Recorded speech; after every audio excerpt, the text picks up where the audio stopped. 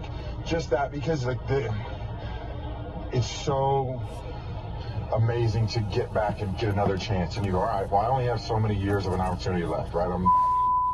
That was an F-bomb, my bad, dude. I'm in it, you know. It's all good. Sorry, Mom. We're podcasting. Sorry, Mom. Oh, we are, so I can drop those. You can. Okay, You can. We'll keep that one. So it's just like the excitement, like getting back and going, all right, I need to reset everything everyone thinks about me. And I had that year and a half away where I think they forgot about a lot of it. And it's like, all right, I'm coming back. My time off, I was busy killing people in jiu-jitsu, choking them, snapping arms, taking heads, whatever it was, you know, doing some more, like really sharpening my skills for physicality to get back to what I do and what I did originally. When I came in as a lone wolf, it was like no friends. I'm whooping everybody's ass that gets in my way. And that's where I found the most success, right? I mean, that's where I had a U.S. championship. That's where I won the Andre. Like, that's where I won Money in the Bank, was that attitude. I'm going, I got to go find that. And that year and a half away, I was able to find that, able to figure it out, like, weed out all the shit in my life that I didn't need, you know, like forget the cars, forget the whatever it is. Like, what do I do best? I fight. That's what I do. And so I was like, when I got the call to potentially come back, I was going, all right, I'm going to hurt everybody they set in front of me, every single person, good guy, bad guy, friend, foe, doesn't matter, I'm going to hurt them. And I mean, we chatted for that blood sport. It's like, this is what I'm good at. I'm good at just fighting. And so I weeded out all that other stuff, and I came back on a mission. In 3 weeks, I accomplished this at SummerSlam in front of 40,000 people. And it felt like that. Watching the match, it felt like it wasn't your typical Trick Williams match. It wasn't even your typical wrestling match. It didn't feel like this is a fun performance. It felt like it was an ass kicking. Yeah. Did you go in thinking like I'm not playing other people's game anymore? I'm gonna structure this around my rules. Yeah, I'm doing me and I'm doing what I do. I may have to, you know, be patient sometimes in a match to get my opportunity to do what I need to do. And when that time comes, to pour it on. You know, it is gas on fire. It's everything I wanted it to be. When I was on top of him and I was hitting him with the punches and he started blocking punches, I started throwing elbows. I started throwing these elbows. Hey, U.S. champ! See that? Hi, This buddy. man returned right here, and #1 contender now. That's true. I'd say these are pretty good returns right now. These are great I returns. don't want the title till it's furry like this. Right? You're going to keep the I fur. gotta shave it. No. Like my head, I'm shaving it. Oh, I see. I can't do this. I can diet. I think you can pull it off. All right, I'll leave. You guys. Baron Corbin, man. Listen. If time comes, he'll catch one too. You will. You don't care about Friday, buddy. Yeah, I mean, that's where I was successful. And so, delivering those elbows, thank you. Thank you. I will take this home. It's a present from Kevin Owens. He's really rich and buys a lot of cars. There's probably a car in here. So, we're going to take this home. I love it, man. You know I'm happy to see you back. And I'm happy to see you back in a way where it feels like you spent a lot of time with other talent in the past, maybe younger talent, maybe helping other people. And even though, you know, people were booing you, other people were benefiting from what you were doing. And it feels like now we're finally in this space where we can see what you do when you're thinking about yourself. It's going to be more selfish than, you know, like a lot of people try to pride themselves on not being selfish, you know, and they want to better everything. This time, you know, I don't know how much time I have left to do this. If it's 2 years, 3 years, 4 years, I'm going to take everything I can get, and every chance I get. That's awesome, man. Congrats, dude. Thank you. That was Baron Corbin, fresh off winning the United States title over Trick Williams at SummerSlam on night 2. But that wasn't the only title change. That you also had Chad Gable winning the Intercontinental Championship over Penta. You know, I've been remarking how it's amazing that El Gran Cano became this launch pad at Gable's career. But Sam also caught up with Chad after he won the IC belt. Chad Gable, as long as it took for you to get here, could this moment have been more perfect? No, it couldn't have. It's insane to say and see how all these circumstances that happened and all the things, the injuries, everything played out in a way that actually worked out impossibly perfect, really. Like, you can't hardly write stuff like this. It's too perfect. You know, it's weird, and I don't know who to thank. I thank God. I thank everybody. It's been incredible, man. Especially with somebody like Penta, who it's like, you go back and you realize that this is a story that really did start over a year and a half ago. Sure. This started at the beginning of the Netflix deal, the match with you and Penta that kind of evolves into the Grande Americano story that I think, like, nobody could have seen what that story was going to do. This thing that starts with, like, you just kind of making fun of it to being like, people going, you know what? Gable can actually wrestle. So there's something, you know what I mean? There's a different element to it. Well, you're at home, and the current Grande Americano is putting his own thing on it and becoming bigger and bigger and bigger. Yes. Before this is a story, is there a part where you're going like, oh no, like, when I get back, I don't know if I have this anymore? No, it was frustrating, but it wasn't like that. It was fuel. It was fuel to the fire because I knew I was coming back. Yeah. I mean, there were scary thoughts that go into my head. You're listening to And all WWE I Radio did was say, brother, you're in trouble, man. You're just here stealing on my Guardian stuff, of Chaos, the trying YouTube to make it your channel. own. And not only that, On the but road. awesome at it, to his credit. It's Like, the he fallout took it, ran with it to a degree from that maybe SummerSlam nobody else Night that I 1 can even think of and would Night have. 2 And so here it was on that that made Monday it magic. It was afternoon. competitive fire and Let's spirit listen that, in. it doesn't exist SummerSlam. often, but when you What find did you it, think of it's Night like right 1 there and in the Night bottom, 2? man. It's two guys just trying to Austin Nance, best each thanks for other being here, brother. competitively, professionally. Right now, we're and listening to personally, Chad everything. Gable. It was all on the line, Earlier, and we saw heard what happens when Bishop that Dyer, happens. a.k.a. Baron Corbin, and a little bit of KO, who returned. And now Corbin's the new U.S. champion. How much? And now Gable's the AAA new audience took to IC the story? champion. So I had seen it play out a little bit. I knew how in love with him I they wanted to were. bring you guys I was surprised at how information much they hated in me, the feel, to the degree in the that they pulse hated me. of the IWC. It was From it a was as if slanted view on had WWE insulted Radio, an entire channel culture of people. 156. It was no longer just a And I lucha think libre thing I or always just a seem to be wrestling in the thing. car It when was this guy's on. people. He doesn't know if he's Sam or not Sam. Man, it was visceral. Like every time I went down there, Take out your notebooks. Like, what have I done here? But that's what made it. So yeah. How did it feel coming out of that mask versus mask match? You know, I mean, because that really was for people. And tonight, paying Raw on attention to Netflix, AAA, the I think Fallout that story show got a from lot more SummerSlam. people paying Let's listen in. attention, especially stateside, to what was going on in AAA. It's pouring rain here in the There was shadows of Titan pressure on Towers. high expectations for that story. I'm sorry and for I being think so you amped and up, man. Americano completely I gotta talk over not blew Sam. those He's got the brain of a expectations dehydrated out of the baby. water. Yes. To the point that they replayed the entire match on Monday Night Raw. Did you know immediately Woo! Mercy! that you guys had nailed it? I knew in the match. During. I could tell we had it. I had like you said, high expectations going in. Exceeded those, obviously. I put a lot of pressure on myself for that match, and because of AAA, because of what I thought we had the potential to do for AAA. Lucha Libre. That was pressure one as heck real of a privilege. match. It's like you Grande have a chance to Americano. elevate this company now that we have acquired and they're trying to push. It's on you, man. And I think we did it. To his credit too. Everybody played their part. The crowd played their part. Yes. It's everything that went into that did it. And I think it just took AAA, and it was already had momentum, and it was a very cool thing. But it just shot it through the moon, man. It was like now all eyes are on it, and now it's like this hip thing. It's like a happening, It's like a happening down there. So I mean, it turned into one of those matches that, like, that short list of matches, and I'm sure you understand as somebody who's been a wrestling fan forever, that, like, there are those matches that you can show a non-wrestling fan. Yes. And have them realize why this thing is so magical.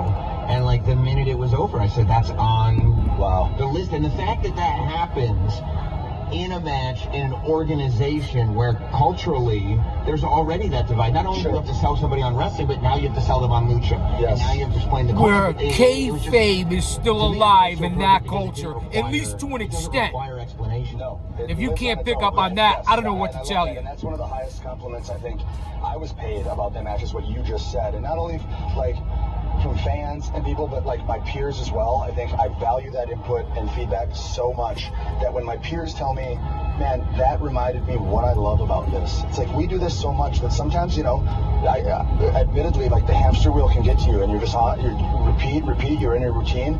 But then when these things happen and you hear people say, you reminded me, man. You reminded me what it was like when I was 8, 9, 10 years old. And I was like, geez, that's the kind of stuff that gives me goosebumps. And that's the kind of stuff that's like really rewarding and humbling at the same time. When you realize that story has been told, and now it's time to come back to the main roster, you're unmasked, it's time to, I don't want to say capitalize, but capitalize on the goodwill that you as Chad Gable have earned for telling this story. Is there any new pressure to go like, okay, now everybody's willing to give me this shot. Everybody can see what I can do. Now, without the mask, without this character, without this story, I kind of have to deliver. Yes.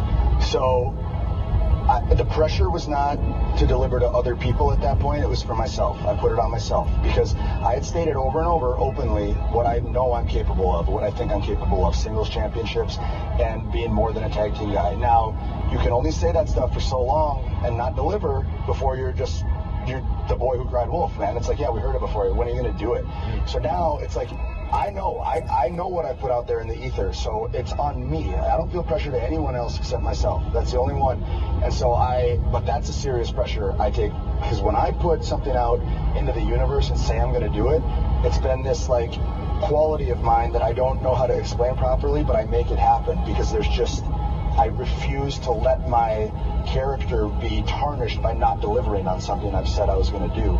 And so this was no different. I was like, I've set this up for too long. It's time to deliver. I need it for myself, my character, my... That's why this guy was a world champion, like an amateur champion. Tonight, in your hometown. He's got testicular fortitude. There to celebrate with you, and the a true athlete. Having your back because they've now been on this journey. Same thing with Bishop Dyer, a.k.a. Baron Corbin. Like, a true athlete.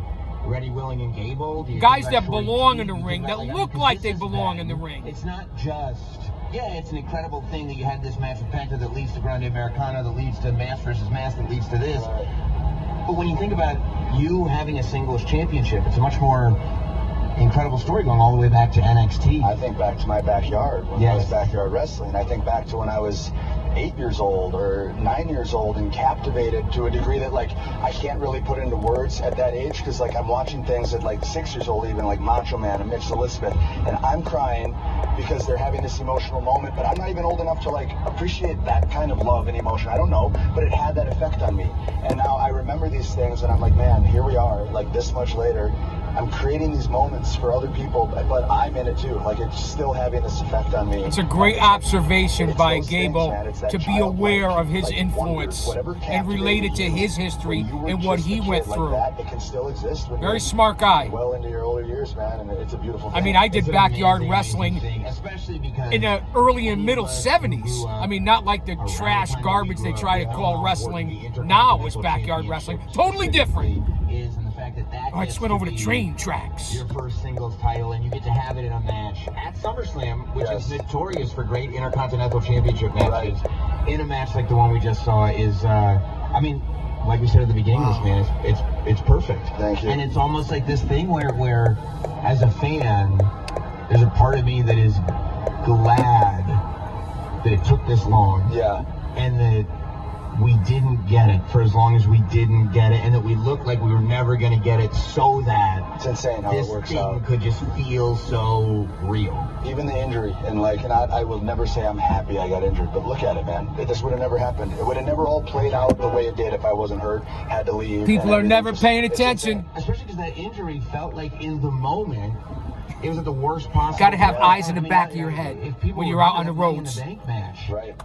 That you were in as Grande, it was like that was kind of this moment where it was like, oh my God, I think we're on to something. Worlds collide earlier in the day, Money in the Bank later in the day. Yes. I was having the time of my life. Because that's when it was like, oh my, like this is there's this entertainment value to it, but this is the best wrestler on the show. Crazy. And it's like, oh no, this is the worst possible time to get injured, and who would have thunk? Right. It's literally, everything happens the way it's exactly supposed to happen. Wild. Wild, man. It's humbling to think about. Yep. Dude, thank you so much for giving us your time right now. And congratulations. That's a severe understatement. Congratulations for becoming the Intercontinental Champion tonight, man. Appreciate you having me, man. You're the Feels best. good. Thank you. Awesome. Thank you, guys. Another excellent interview by Sam Roberts after SummerSlam last night. We're here on the road with Guardian of Chaos on Guardian of Chaos, the YouTube channel. It's Monday afternoon, early Monday afternoon. It's lunchtime. I wanted to get on the road, run my errands, take you guys with me, have you take me with you, and listen to WWE radio, which is, there's a lot of controversy. Are they shills? Did they sell out? Are they bought out? I know one thing for sure. They're all making money and did what they had to do. So it's nice to get the feel for the normal fan, the pulse on the product The fan of 2026 in the IWC and what they think of the current product of WWE and AAA and the competition between WWE and AEW, and now going from busted open radio on Sirius XM to actually being bought out, in my opinion, no matter what anyone says, to WWE radio. And are they going to kiss ass? Are they going to be shills? Are they going to be company men? Will they still continue to cover AEW or TNA, which we know they're going to cover TNA to an extent and AAA because that's the WWE product. But what about New Japan? What about AEW? What about MLW? What about the NWA? What about Ring of Honor? What about all the independent shows giving people their flowers? What about the other pay-per-views, like what AEW does, which is their chief competition? These are normal questions to be asking right now. And that's why I wanted to hop on today.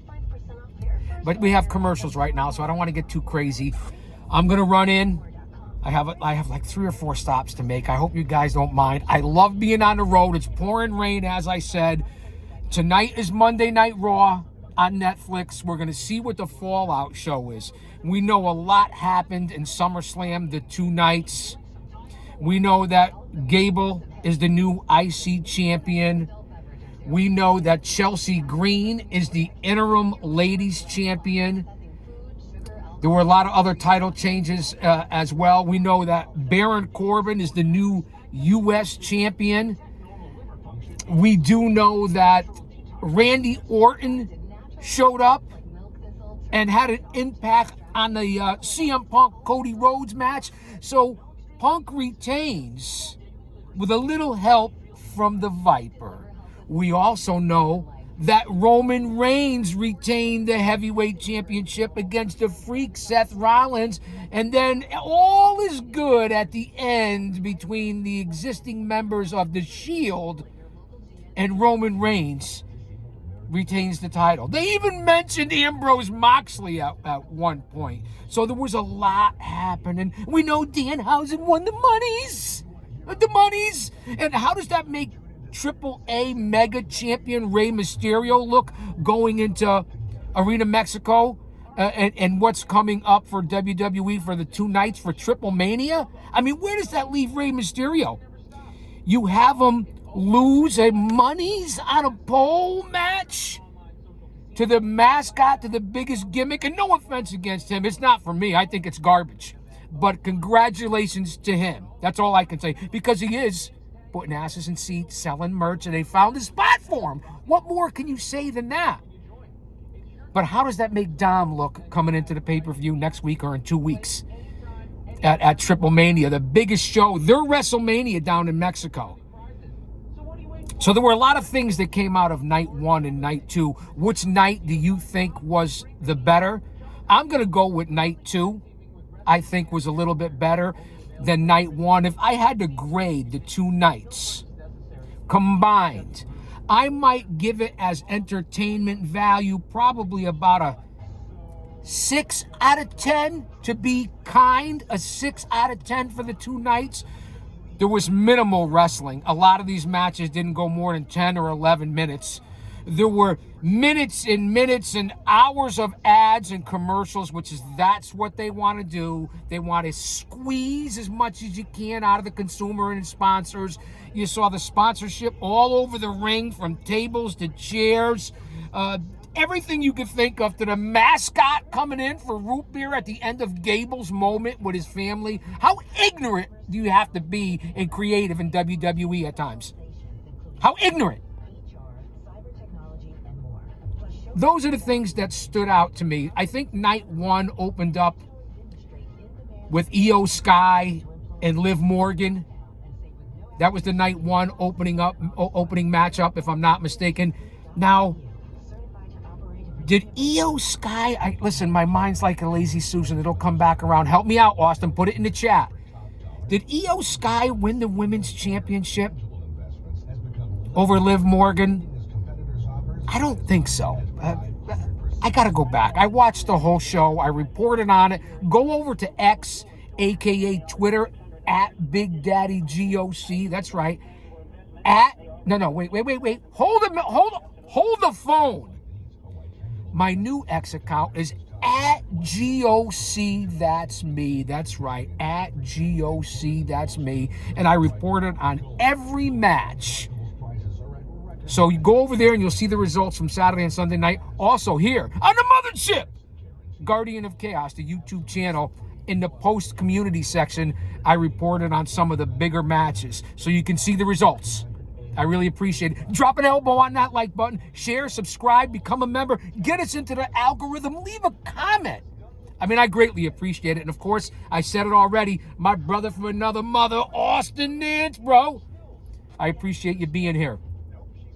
So it's a little impromptu on the road after SummerSlam, the Fallout show. And there's a lot more to talk about. And when they get back on WWE radio, I'm not going to give you my viewpoint and what I think. We're going to listen to the fans and the hosts and what they have to say. Now, most of the main characters, from LaGreca to Bully Ray to Dreamer to Mark Henry to Natty Neidhart, Mickey James, anyone else who's here on the channel, they're all still in Minnesota partying away, I'm sure. And they'll be there tonight probably for Raw. So you're going to hear the B team on WWE radio. And again, I want to give you guys the feel if you don't have Sirius XM, if you're not listening to just audio, because it's a definite viable alternative. I got to back out of the spot. I got squeezed in on both sides here. I don't know what the fuck is going on. I apologize for the cussing, but don't go anywhere. This is going to be a good 30 or 40-minute show. And we're going to, like I said, we're going to tap the WWE nation, the normies. So don't go anywhere. I want to do the voiceover and talk over these dang commercials. Watch my back. Will you, Austin? There's a lot going on, man. And look, nobody stops for you. These people are something, man.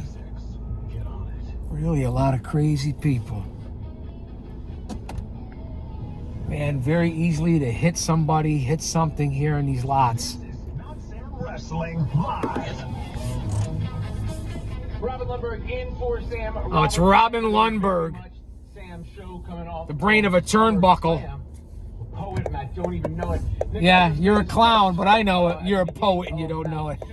Introducing Gunther and Kevin Owens as participants in the number one. Right, what Aldis did, making the Balor match and Sami Zayn into a fatal four-way with Gunther and the return of KO, which I briefly mentioned earlier. Let's see what they have to say. Let's sit in and listen in. I got to run in. Austin, watch the car. Nick Aldis, man, how do you feel? So tired. I can only imagine. Oh my God, I was so blown. Were you? Yeah. You know, like everyone talks about this, and it's like, oh, there's nothing that nothing replicates. Listen to all this. I'll be right back. And it really is true. I hope you guys enjoy this content. It's something different, so I can bring what's going on to you. That's my intention here. Couple of weeks, like to try to get and like genuinely never ever trained. Don't go anywhere, Austin. My whole life. Get in the car. And you know, still just like 4 minutes in, I'm just Oh my God. It's funny, I was literally, I think today on Sirius, I think it might have been Cardona, he pointed out, you know, I mean, I can't wait to see this. There's a difference between he's gonna be blown. In-ring conditioning and cardio conditioning. That's what that's the first thing I told Ed Koski when I first found out about this, where I was like, look, to find out quite out of the blue, like, you can have a match with one of the top guys in the world, right? Top guy in the company, SummerSlam at a stadium, like, amazing, right? But then, like, when he told me that was in Saudi Arabia, and I went, when is SummerSlam? I'd say August 1st. Right, today's June the 30th, or June the 29th. And I was like, that's a month, you know? And I go, Ed, like, there's a big difference between, like, physique shape and, like, ring shape. And I go, I am not in ring shape. Like, you have an awful lot of faith in me to, you know, because obviously, like, without having too many conversations, I've had a pretty good idea of like what it was going to be. Sure. You know, and I was like, yeah, that's great and everything, but it's like, I talked about this on Chris Van Vliet this week, where I said, like, I think the most sort of surprising part of all this was how casual, like, Triple H and, you know, upper management seemed to be about this. And I was like, no one's kind of gone, are you ready? Like, can you do this? Like, you know, like, are you good with this? Like, they were just kind of, you know, I might forgot to. Like, I haven't worked in 3 years. Like, what are you doing? And of all people with Gunther. Right. Like the one guy you don't want to get exhausted in there with. Right, a huge, like, killer. Yes. Yeah. Wow. So, So were you surprised? Like, were you kind of did the reality sink in that I will probably fairly quickly lose oxygen? yeah. Or 4 minutes in were you like, oh my God, this is so much worse than I I think I blew up in my entrance. Well, I mean, it was racist, to be fair. Right. Like, again, absolute, like, I don't want to get too, you know, soppy about this. I already did that on Chris Van Vliet, and you know, never done that before. But Morning Glory was like, I would always listen to that song, and I would always like visualize, like, God, this would be a killer entrance song, you know, like, and you think, like, I mean, I was talking about when I was a kid, right? Like, when I was like, I don't know, like, God, walking out, and then, like, right as that bit kicks in, and you just, and then as you sort of progress in the business, you know, and you start to sort of figure out how things work, I sort of put it to the back of my mind, like, it's not likely, that's not going to happen. And then Hunter texted me a couple of weeks ago and said, perfect world. If you could have any music, you could license any music for you get any song, like, nothing is off the table, just like, what would you have? And I just was like, and I kind of went through my sort of mental, you know, and I went, Morning Glory, you know. So I just, and he had mentioned something about, like, maybe something British, you know, British band, like something, and I suddenly went, Morning Glory. I was like, well, I thought it won't happen, but I've got to ask. I've got to at least. He said, perfect world. Yeah, exactly. And I literally text back, ideal world, right? No restrictions, like, it could be Morning Glory by Oasis. In my mind, I'm thinking, but okay, it probably won't happen. I said a few others, like some other ideas, like Muse and like Sabian, you know, a few other things. Thinking, like, well, they might be a bit more manageable. Sure. And like, yeah. And didn't hear anything more about it. I just kind of thought, it's all right, you know, whatever. Yesterday at SmackDown, kayfabe, but we got Morning Glory, and I was like, whoa, like, what? Like, sitting in the production meeting, like, they're getting ready to, you know, the production meeting environment, everyone's like very, like, you know, prim and proper, and, you know, like, all right, let's go through the SmackDown, and I'm sitting there like, yeah, I mean, what has this month been like? To go from, like, you know, you got a job here, you're the on-screen general manager, you're a producer off-screen, that's the gig, and and you're good at it, and you like your gig, and that's what you do. And then, I mean, I've got to believe this whirlwind starts, where you're like, first you find out you're going to have a match. Yeah. Then you find out how invested the company is in this match because of the amount of segments, the fact that, like, you know, you're in that main event spot on Saturday night's main event to show the world and to gauge that interest, and then you get the theme song and everything. I mean, have your feet touched the ground? They're just sort of doing that now. I think. Like, over the last month. Yeah, like, I think I did get a bit overwhelmed early on because I was a couple of times, like, I think it was probably about a week after I found out, like, the next time we were at SmackDown,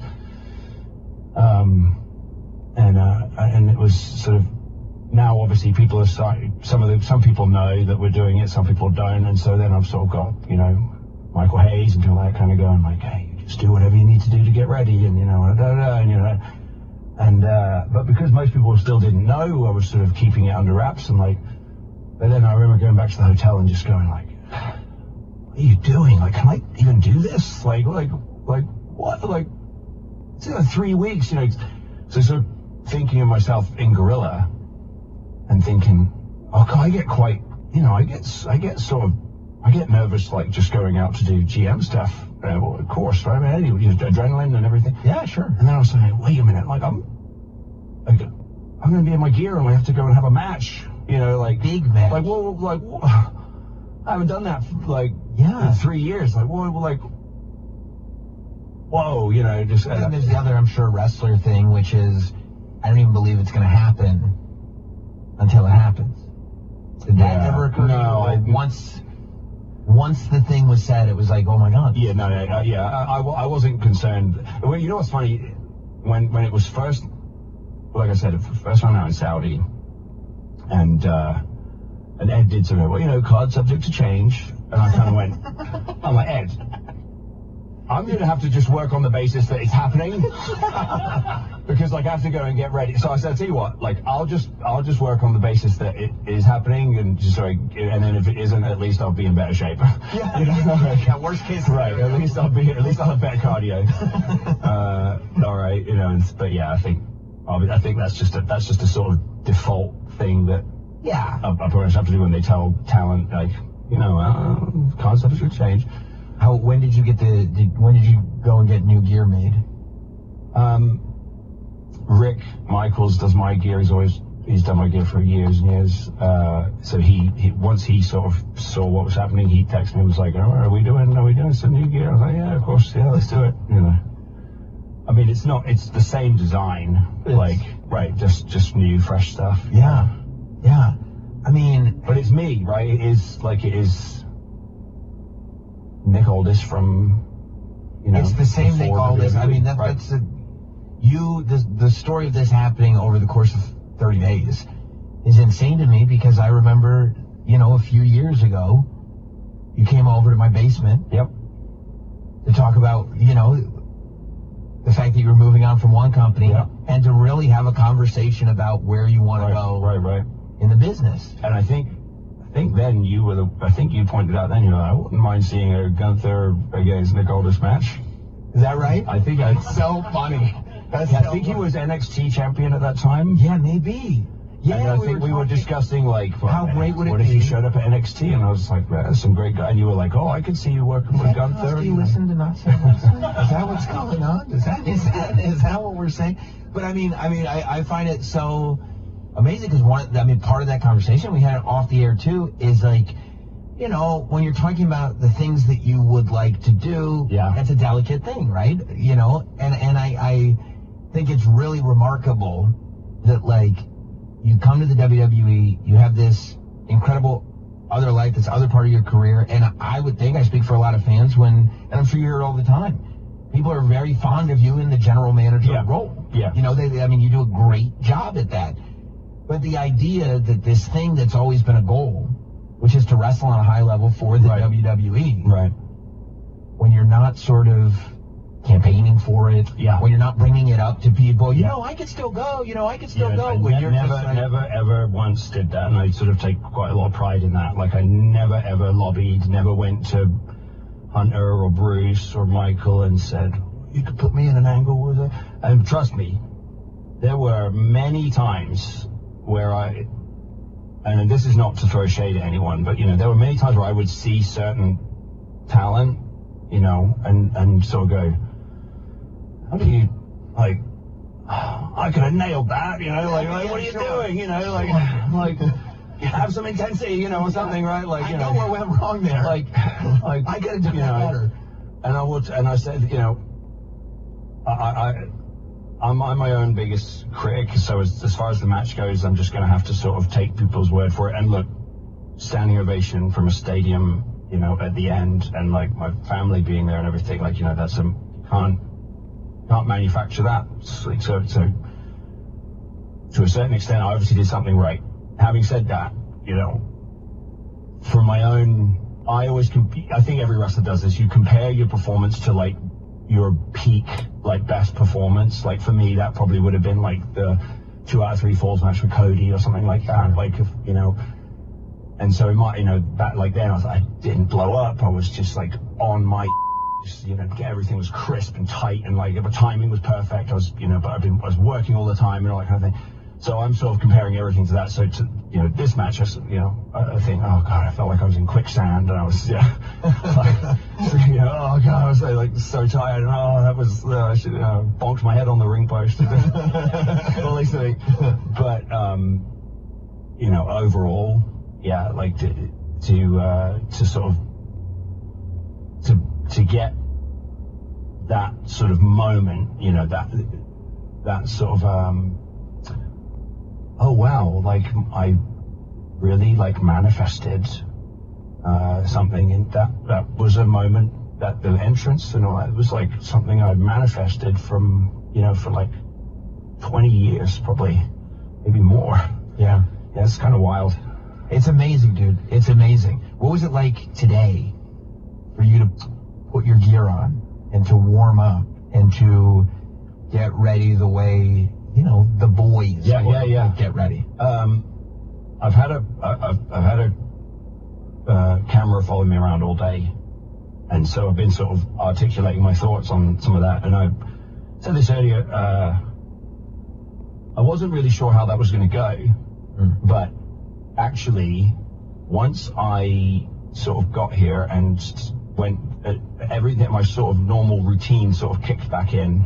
Like, what was weirder was packing my gear again and stuff like that, because I was like, well, what do I need? Right? Like, because, yeah, that sort of thing you have a sort of, okay, right, boots, ankle braces, knee wraps, pads, tights, like you went there. Walking around like you're on the Indies going, you guys gonna need tape? I borrow some tape. yeah. Like tape, baby oil, you know. That's the best at WWE. They have all that stuff. That's perfect. Towel. Yeah. That's a big one. Yeah. Like, I forgot a towel from the hotel.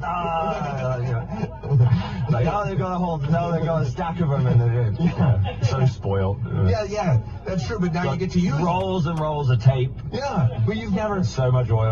You've been but you've been at GM so long. GMs don't need oil and tape. I know. For you to go in and be like, can I also? I need some, yeah. Do I get to use these? Right. I can use it. Yeah, I've seen this stuff lying around. Yeah, I can have some. Yeah. I need it. I need it for yeah.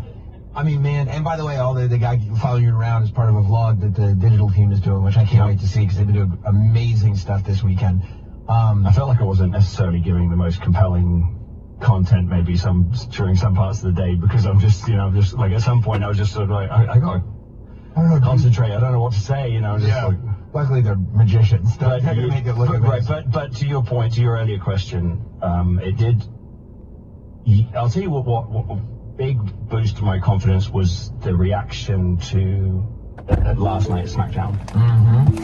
Like, really strong reaction.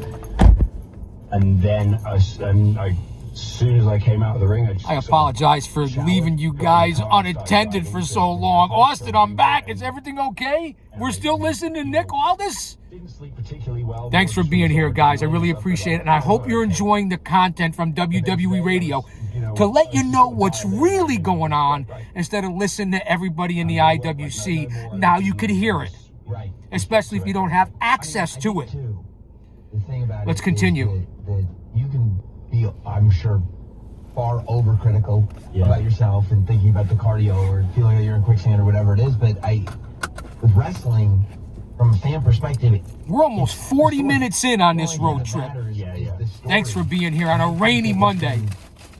It makes me happy for you is how much people have just clung on to this story. And I told you, I think when I saw you around Fanatics Fest, that the reaction that you got at Saturday night's main event, to me, it was not the easiest position in the world. It was a make or break position. Sure. Because you are interrupting this match that people are invested in. And there were people going, you know what?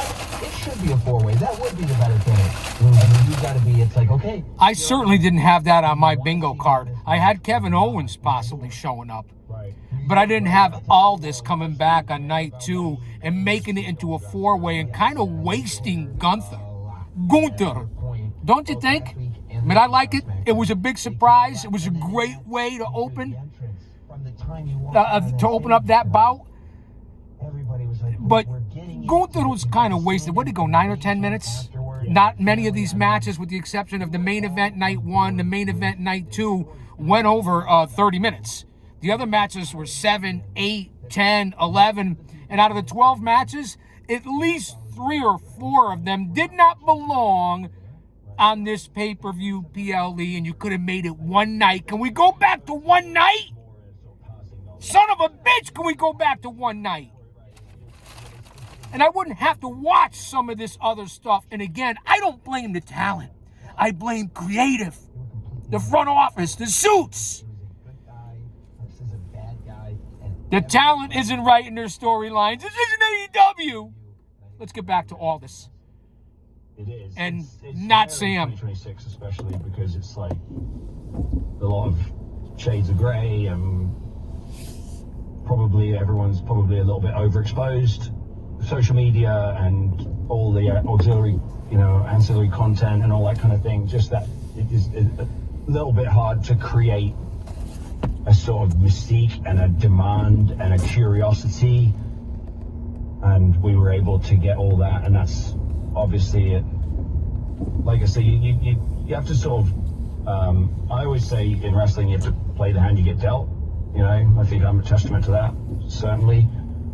And you have to sort of look at the pros and cons that come with all the different opportunities that come your way. And well, yes, okay. It was maybe a little disappointing at times, or frustrating that I get to be this, but I don't get to be that. But because I was this for this amount of time, it built this curiosity and it built this intrigue and this kind of, and so then now I do get to be that, and it's special, And it creates a moment that is so unique to you. yeah. That's your moment. That's not one of the Nick Aldis moment is. And it was Nick me, Aldis right? moment. It was me. It was my name. Yeah. Mickey told me, and I think she tweeted about this too, that last night in Green Bay when they were chanting "Let's go Aldis," my son, he's grown up around wrestling. He's been around wrestling his whole life, so to him it's just sort of like mum and dad's work. But he sort of went, he goes, "Mum, they're chanting for our family." It's just kind of like Pretty cool moment, right? Yeah. Memories, legacy, whether it was Gable or Aldis with their families. Great moment. It's surreal for him to hear the whole arena. It's what we all would like to have someday if you're fortunate and blessed enough to have that. Well, I can't say Pretty cool. congratulations enough. I think it's so cool to know that we went from. Same thing with Kevin Owens. And then Kevin Owens in the post-media press conference giving a shout-out to Rebel, Reby, doing the ALS challenge and how she's handling it. I mean, that's in God's hands. You believe in the power of prayer, and you realize that behind these big stars who seem cocky and arrogant and don't want to be approached, and they're different at these fan fests and conventions than the guys and gals of my era and the golden era, that's true. There's a lot of good, genuine people out there, and this stuff shows it. Nick Aldis, WWE Radio, here on the road with the Guardian of Chaos. And your queen, Charlotte Flair. WWE Radio is now on Sirius XM. Hear Raw, SmackDown. You hear some of the commercials. Give you a little feel for the station. Audio. And your favorite WWE podcast. WWE Radio will be a super home for all North America to hear about Danhausen's communications, comings and goings and goings and comings via satellite. It's all Very good, very evil. Sirius XM, channel 156, and on the Sirius XM app. Hey, Tiffany's driving here from the WWE. And you're going to see, I don't even have to turn it down because it's not regular commercials. You're going to hear all WWE propaganda and WWE commercials. So the different things again, as I'm back in the ride in the stinking Lincoln. I got another stop, guys. So you're going to be staring at my steering wheel. But Austin will be holding it down. Talks amongst yourself in the chat. And again, I hope you guys find this content interesting as we look inside, a deeper look. And plus, it's a great temporary distraction. A nice stress reliever from what's going on in this insane world. And there's a lot. So that's another story from another time to talk about. You know, stay mentally, emotionally, physically, and spiritually fit. Surround yourself with like-minded people. There's 3 types of people in this world. Those who don't know what happened, those who wonder what happened, and people like you and me, the GOC, that make things happen. That simple. All right, what am I going to get for lunch? I did a couple errands there. Again, we're over 40 minutes in. This is probably going to be an hour impromptu road trip. I don't have any meetings today. I don't have to book any venues. I'm not going down to the training facility at Paradise Alley Pro Wrestling. Classes are tonight, Monday night, Tuesday night, Wednesday night, Saturday afternoons down at Paradise Alley Pro Wrestling. I will not be down there tonight for sure, that I know. I got to catch the Fallout show if I plan on being some sort of reporter, journalist, old school, to give you the view from a guy like me who's been in and around the business for 40 years and been a fan for over 50 years, a researcher, etc., instead of just relying on this generation, this era, and I'm talking about 30 and under, 35 and under, all the different age groups and demographics that we have out there that are giving their opinions to this. I mean, there's a lot of different people, a lot of different demographics. So we're going to go into another commercial again. Guys, don't go anywhere. All right? I have to do this, man. I got to get shit done. I know that you can relate to that. This is WWE Radio on Channel 156. Non-stop coverage of pro wrestling. This is WWE Radio on Sirius XM Channel 156. A dominant performance. Don't go anywhere. Austin, watch the Lincoln. I'll be right back. You want anything for lunch? We're back on the track Sunday. From Iowa Speedway, it's the Iowa Corn 350, powered by ethanol. For up-to-date NASCAR news, catch the pre-race show before every Cup Series race on Sirius XM NASCAR Radio Channel 90 in the car and on the Sirius XM app. Need a fast, easy oil change? Jiffy does it. Of course they do. But you might not know there's even more to a Jiffy Lube oil change. In fact, they do 15 services in 15 minutes with no appointment needed. Free fluid top-offs? Jiffy does it. Preventive maintenance check? Jiffy does it. All from highly trained technicians?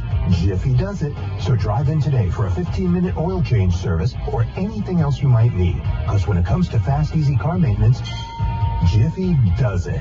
Jiffy Lube.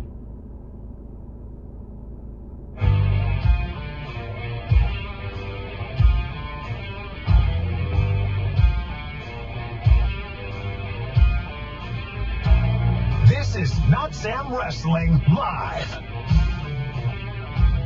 Robin Lindbergh here with you on Not Sam Wrestling Live today, the day after SummerSlam, but it is very much a Sam Roberts show. I gave extended thoughts on SummerSlam Night 1 and Night 2 on the After Darks over the weekend. Go check out those podcasts, give you some preview thoughts on Raw coming up in just a little bit. But Sam was actually backstage talking to many of the participants from the 2 nights of SummerSlam. One of them being Solo Sikoa, who had a nice moment in the ring when he called for the run it back on the Heat. A little bit of comedic relief from Solo, who's found a lane there. You know, Solo was the menacing, brooding guy that was supposed to strike fear into your heart before, and then, you know, he was appropriating the tribal chief name. But since he's leaned into some of that personality, some of that comedy, that's really worked for him in the babyface role. Here is what he said after the win in the 6-man tag. Solo, Dolo, That's right. Sikoa. That's right. Welcome to the SummerSlam recap. Fresh out of the arenas, fresh out of the... No. I'm sorry. Not arena. Stadium. That's right. How do you feel? I feel great. You do feel I great. feel great. I get to beat my older brothers up. Yeah. For all the times they broke my wrestlers, you know what I'm saying? I got my get back. That's it. You've been waiting for your entire life for that moment. 33 years. Wow. That's a long time. That's a long time. That's a very long time. That's a long time to wait. Yes. That's why it felt so good. It felt great. Okay, so let me ask you this. I've noticed that there's this side in you. You know, I mean, I've talked about, you know, your range. Maybe that's the wrong way to phrase it, but the fact that we've seen so many different sides of Solo Sikoa in a relatively short period of time. I feel like people don't even really remember that when we first got to know you, you were the strong silent type. You didn't say a word. And then all of a sudden, you started opening your mouth and started getting entertaining and started getting, you know, I mean, just manipulating people. Yeah. All of a sudden, that manipulation gene that exists turned within into your fun. bloodline, it was strong within you. Yeah. And I feel like just now, and you were doing it the whole time you were with the MFTs, you even started seeing it popping up in Bloodline 2.0, but I feel like just now is the moment that fans, and I mean within the last 2 weeks, have started to go, ooh, Solo might be my guy.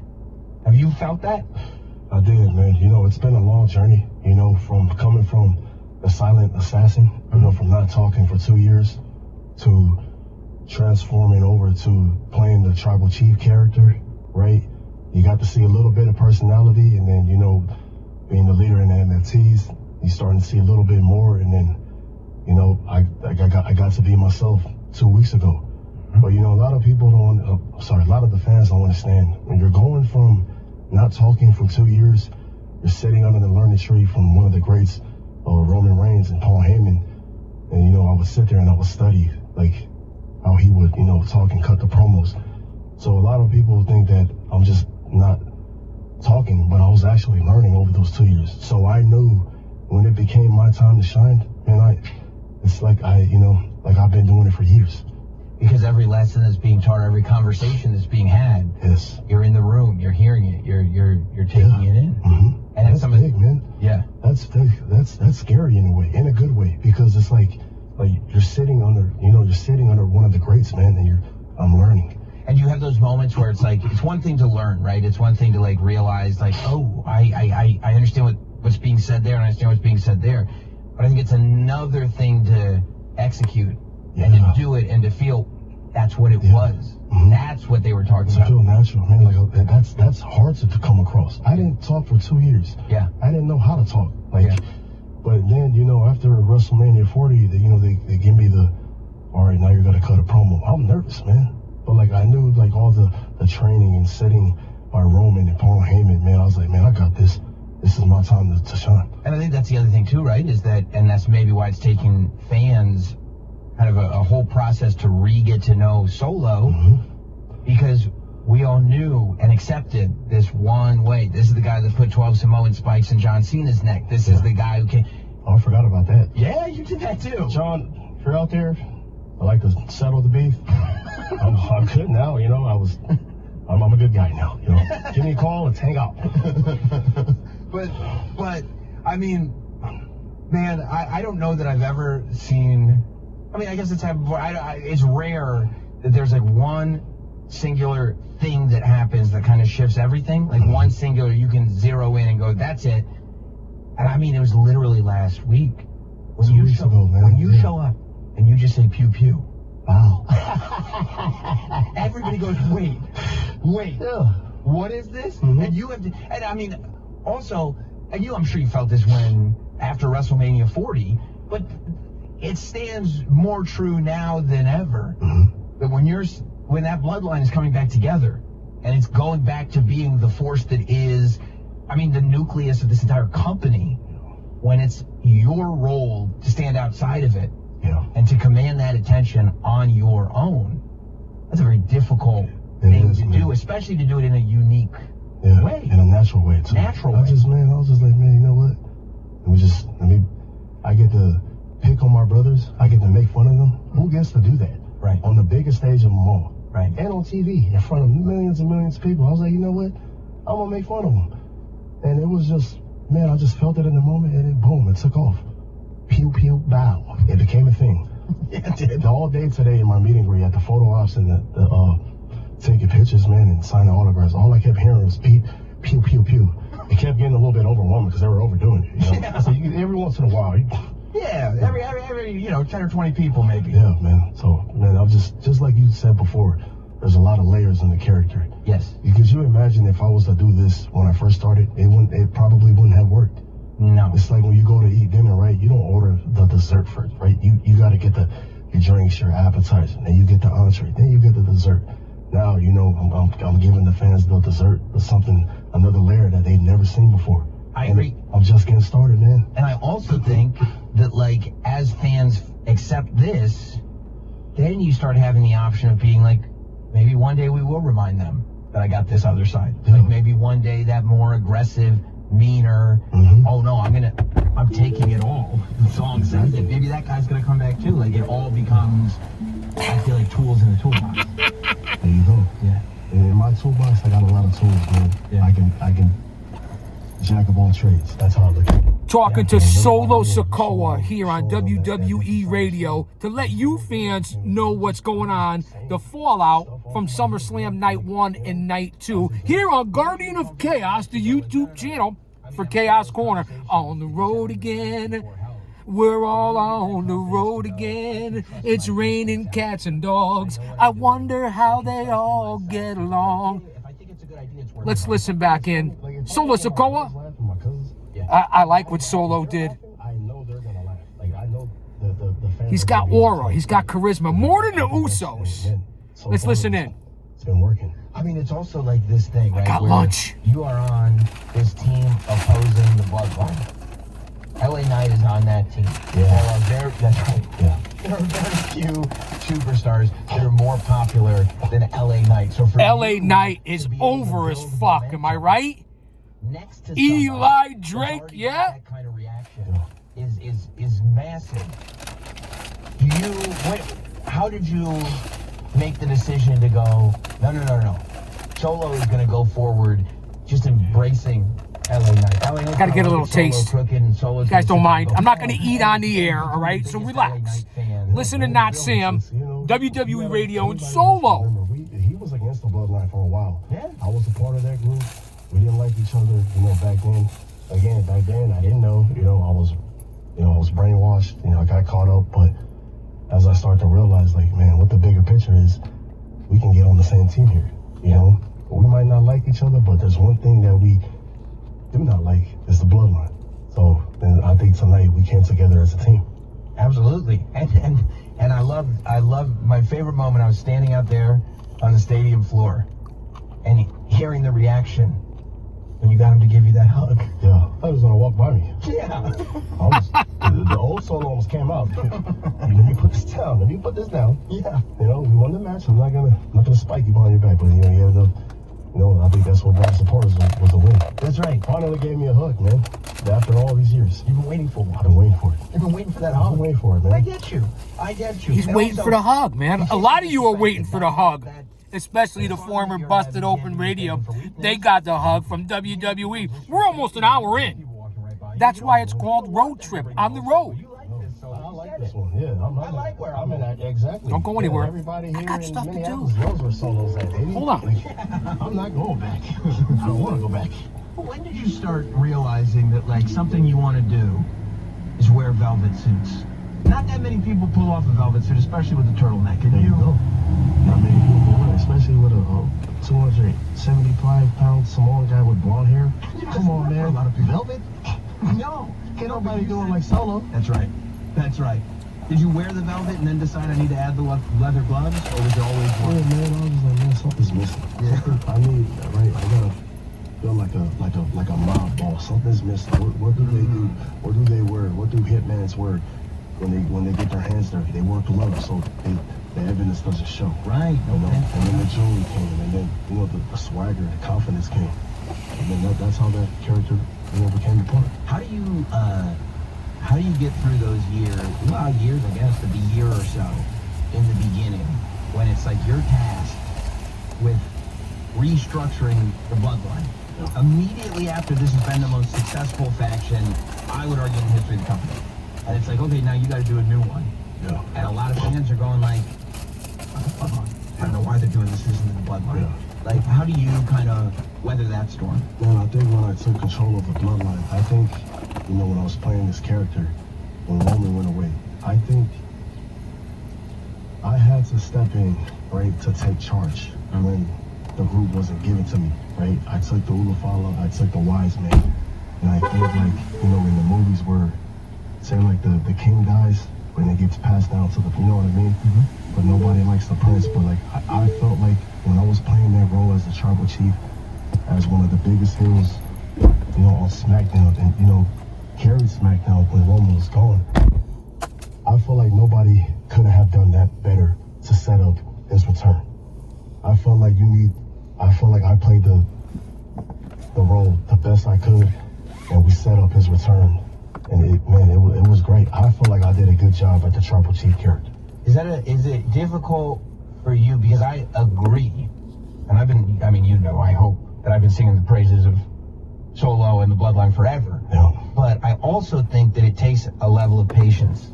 Yeah. When you're performing in a medium where the feedback is instant. Yeah. We want it now. Wrestling fans, we want it now. We want it. What are we doing right now? We want this now. They're impatient, man. Right. They don't realize the long play that's long. Certainly are impatient. Right. I can't give them this. I can't give them that, and then they're gonna be tired. You gotta build up to those big moments, man. Right. Like what happened 2 weeks ago. Like that's, now everybody's happy.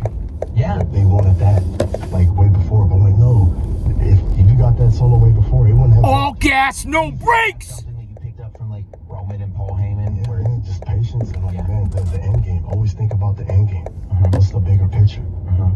The bigger picture was we all break apart just to come back together. Yeah. Right. It'll be bigger at the end. Yeah. It's been a hell of a ride, man. I'm very thankful for where I'm at. It's a cool thing, man. And it's a cool thing to not only think about the bloodline, like, from the beginning in that group and where it's gone, but everybody involved as individuals and the journey that every individual. I mean, we could do a show about the bloodline, but we could just as easily do separate shows about every single member and the evolution that the bloodline, the Samoan dynasty, throughout because of no the better way it's family, told, in my and opinion, in the history of the business. We are 5-6 years later still being told. Yeah, what's funny, man? Everybody talks about like when the bloodline thought it ended, right? And we go away, and then it's like you could talk about the Von Erichs, you could talk about the Rhodes, you could talk about the Hart family, you could talk about the Funks, you could talk about every other faction that you could think of as far as pro wrestling families. And I mentioned some of the legendary ones right there, and there's some that I'm missing. But there is no one, from High Chief Peter Maivia to Rocky Johnson, all the way to Umaga, Yoko, Rikishi, the Samu, the Tonga Kid, to Solo, the Usos, and Zilla, and everybody coming down the line. Lance Anawai, Lloyd Anawai. I've worked with most of them. They allowed me to work with them. They're a big part of my story, meeting them back in 1983, and then being able to be on the road with them in the 80s, late 80s, and then make my debut, and then in the middle, late 90s into the 2000s, being able to work several times, dozens of times, with the Samoan dynasty. Man, I am so blessed and fortunate and humble as that part of the business, and for them allowing me to work with them, whether it was in their corner or against them in the opposite corner. I know I've said this to you guys a lot, but man, that part of me, they always will have a soft spot in my heart, all the way back to when I used to talk to the High Chief's wife trying to get booked for Polynesian Pacific Pro Wrestling, Leah Maivia. Let's listen in. Thanks for listening to my rants. What a gloomy Monday, but I'm bringing the sunshine to the IWC, because that's me, the GOC. A completely different human. I mean, none of this. And I say it all the time. One man, unique, unedited, unscripted, raw dog for you, the fans, and Austin Nance. and the OTS Tribal Queen, Jen, they can testify to that. And I hope you're doing well, Jen. I hope you're still out there, Queen. We're thinking about you. And I know you're out there, Hooligrim, Otis, Kratos, Scripps, Future, Midmo Smark, Comic Book Bob, Hollywood, Uncle Otis, Rick Del Santo, the Professor. Where are you?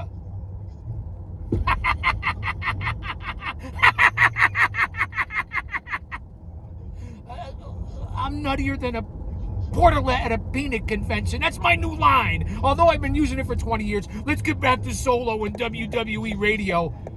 I guess it's necessary. Such a crazy thing. Less than a year in NXT. Yeah, I debuted in October. I got called up in August. And I was hurt. I got hurt in June. Right. So I took all July off. Right. I took the whole July off, and I just remember they kept saying August 3rd, August 2nd. We gotta get you ready. I'm like, what the hell is August 2nd? Yeah. There's no pay-per-view on August 2nd. In the week of, I got cleared. And here we are on August 3rd, all these years later. Solo Sikoa. They definitely strapped a rocket to his back. He earned it. Think about it, right? Everybody, oh, this one deserves it. They deserve it. Chelsea deserves it. This one deserves it. Nobody deserves anything, you bunch of sissies. The role of the enforcer, and that role isn't. You earn everything you get. Part of that story. Deserve, the most overused term in the IWEC by you geeks and goons and neckbeards and mouth breathers and virgins and probably never saw a pair of tits before or maybe got a sniff and go touch some grass. You use the term mark and smark and kayfabe and shoe. You guys have no clue to deserve what you're talking about, man. That's why you're here. My unique credibility of being a fan and being on the other side as a talent, and being a part of creative, ring psychology, emotional investment, storytelling. And this is no shot at you guys. I'm no better. I'm one of you. Minute Maid. Bow. Bow. Pew. Pew. Pew. Yeah, that's right. That's Pew, right. pew, pew. I'm one of you. Solo. If you could hit your finishing move, that Samoan spike, on one thing in real life, not a person, a situation. Full of piss and vinegar on a Monday after 2 nights of SummerSlam. Finish a situation like an overactive group text or something like that. What would be the situation that would eat that spike? Oh, that's a hard question. I could use the spike in the situation. Probably bills. Bills. Yep. Yes. Mortgage. Bills, bow. Yeah, phone bill, bow. Oh, sorry, Con Ed. Yeah, electricity's too high. Okay, bow.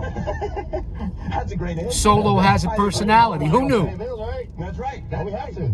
So shout out to Minute Maid for bringing that energy, because sometimes How you know? all you That's need another is thing something from bold, Andrade. refreshing, and unapologetically you to get through the day.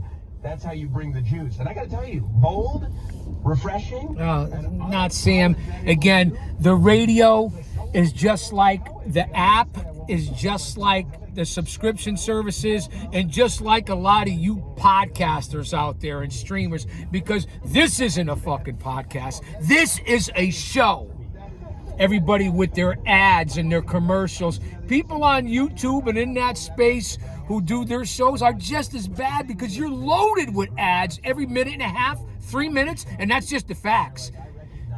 And everybody's on Danhausen's case for good reason, but it's all about the human monies, am I right? You guys get it now, right? No one gives a fuck until when? Till it affects them. Then everybody cares. I can sell you that car too. I'll sell you everything in it. Yeah, my man right here, you got the 22-inch rims, you know what I'm saying? They look like 10s, but they 22s, you know, go ahead. Yeah. Hey, honey, I need the rims. Yeah, I got you. Bow. Solo, thank you so much, man, and congratulations on tonight. And thank you for having me. Sorry, this is my first time doing an interview, man. It's an honor to be on here, man. Come on, so thank you for having me. It's our pleasure, man. Yeah, Thank can you. I close it out with one more thing? Yeah.